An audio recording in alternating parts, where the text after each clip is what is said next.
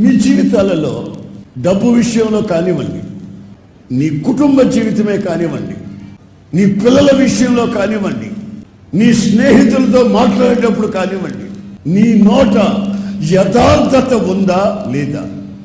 నువ్వు మాట్లాడేది నీ హృదయంలో ఉన్నదా, లేక ప్రజల్ని మభ్యపెట్టే మాట? సిన్సియారిటీ, యథార్థత. అందుకని దేవుని వాక్యం అంటుంది, యథార్థవంతుడు ఇంకనూ యథార్థంగానే ఉండనిమ్ము. ఆమేన్, హల్లెలూయా. నేను త్వరగా వస్తున్నాను.